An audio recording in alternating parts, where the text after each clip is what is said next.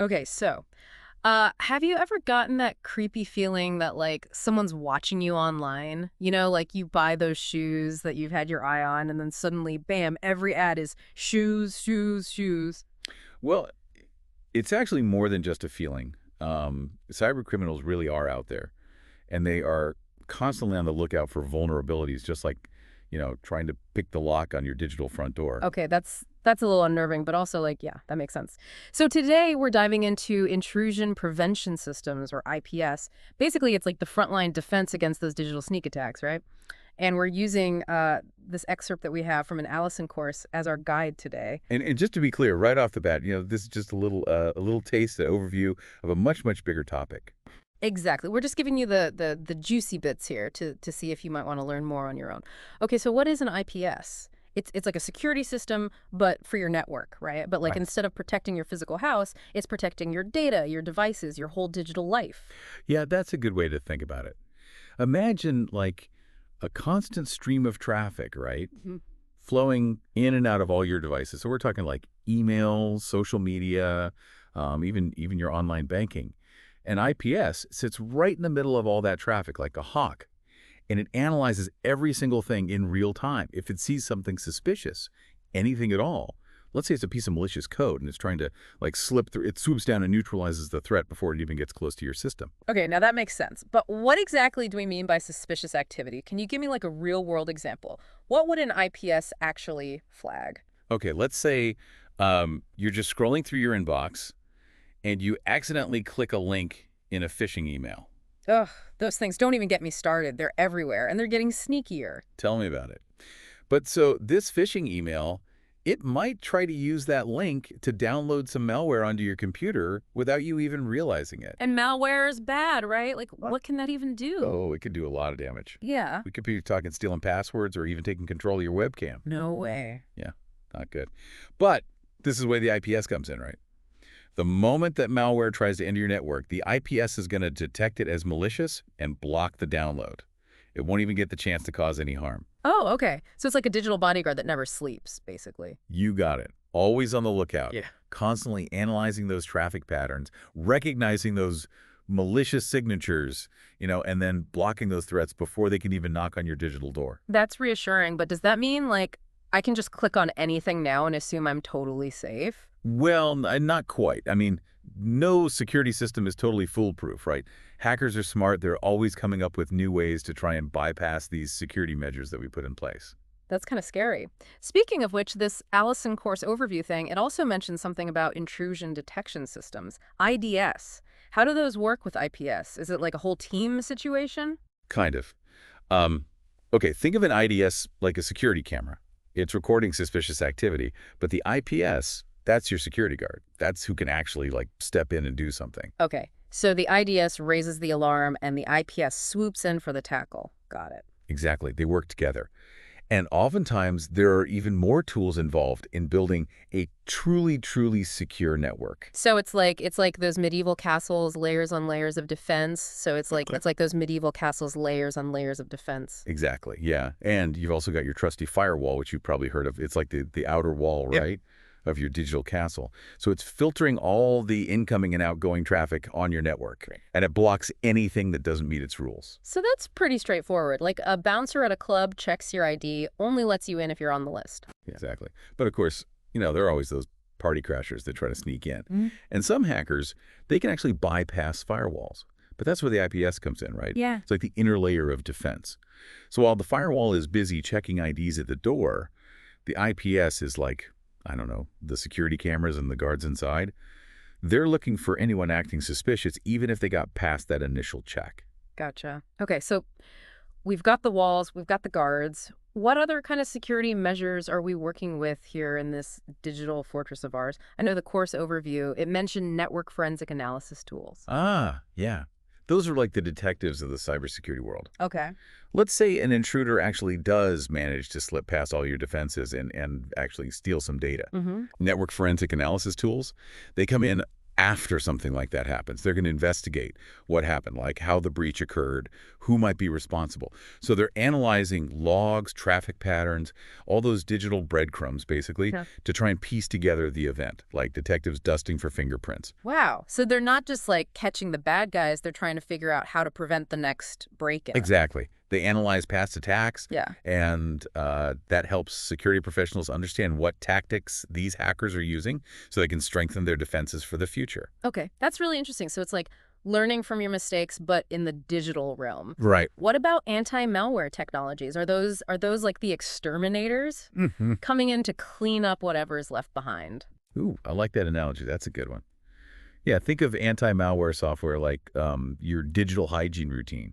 So, just like you wash your hands to get rid of germs, anti-malware scans your systems, your devices for any malicious code that might have snuck in there and then removes it before it can cause any harm. Okay, I'm liking the security system more and more. It's like a whole team of experts protecting you, even when you're just browsing online. But with all of these different measures in place, like how are hackers still managing to pull off these attacks? I mean, you said it yourself earlier, no system is foolproof. Well, that's the thing. Hackers they're clever. And they're constantly evolving their tactics, right? So they're always trying to find new ways to exploit vulnerabilities in our systems or even trick people into giving them access. Like social engineering and stuff. Yeah. Exactly. Social engineering, that's a big one. And they really preys on human psychology, not just technological weaknesses. So, for example, they might send you a message that looks like it's from your bank or, a friend you trust, but it's not. And then they urge you to click on a malicious link or give up some kind of sensitive information. Oh, man. And that's why user education is so critical, right? Because even with the most advanced IPS system in place, one wrong click and you could still be vulnerable. Wow. Okay, so it's not just about having really strong firewalls and fancy detection systems. It's about being aware of these scams and thinking twice before you click on anything. Right. Being cautious online is like so important these days. It really is. And that actually brings us to another fascinating tool that we use for this. Honeypots? Honeypots. Okay, now you're just messing with me, right? No, I promise. Honeypots are basically like decoy data. So they're designed to look like really, really valuable information to lure attackers in and trap them. So it's like those, what are those plants, the Venus flytraps, luring in unsuspecting insects with that sweet nectar. Yes, exactly. So by studying how the attackers interact with these honeypot security researchers, they can learn about their tactics, they can identify new vulnerabilities, and they can even try to trace them back to their source. Is a really, really proactive way to gather intelligence on, the enemy and try to stay one step ahead. Wow.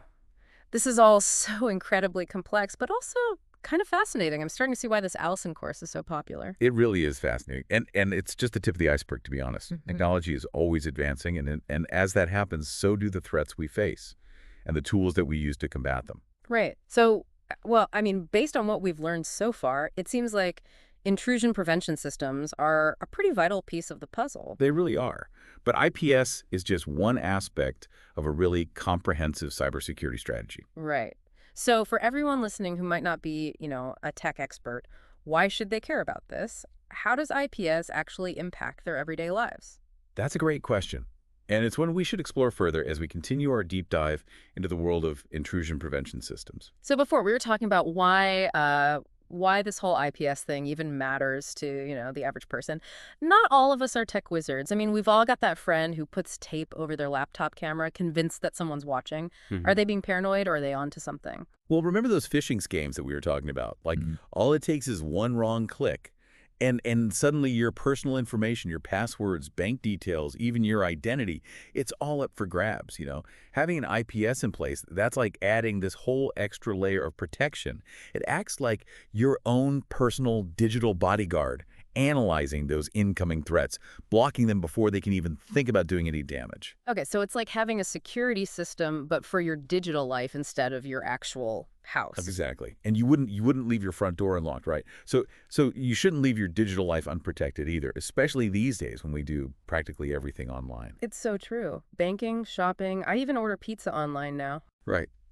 And all of that requires sending your sensitive information over the internet. Yeah. Your credit card details, your address, your personal preferences. I mean, all of that is valuable data that cybercriminals would love to get their hands on. A good IPS helps to safeguard all of that, making sure that it gets where it's going securely. So this isn't just about like blocking those annoying pop-up ads or those spam emails that clog up my inbox. We're talking about like protecting your privacy, your financial well-being, even your identity. Absolutely. It's about having that peace of mind, knowing that you're doing what you can to protect yourself online, especially in a world that's becoming increasingly digital. Yeah, that makes sense. This whole conversation reminds me of that old saying, an ounce of prevention is worth a pound of cure. Right. And when it comes to your data, it's so true.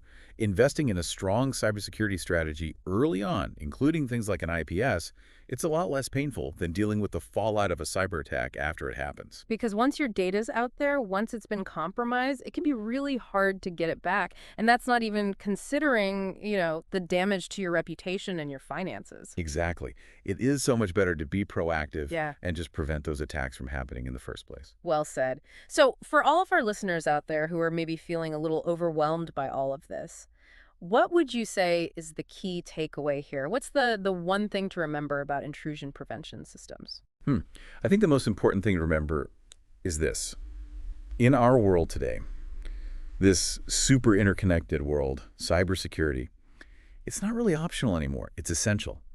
And IPS is a really crucial piece of that puzzle because it acts as that first line of defense in this constantly changing threat landscape. That's a great point to end on. Cybersecurity is all of our responsibility these days. So, listeners, we hope this deep dive into the world of IPS has been, helpful and informative. Remember, stay vigilant, stay informed, and stay safe out there. We'll see you next time.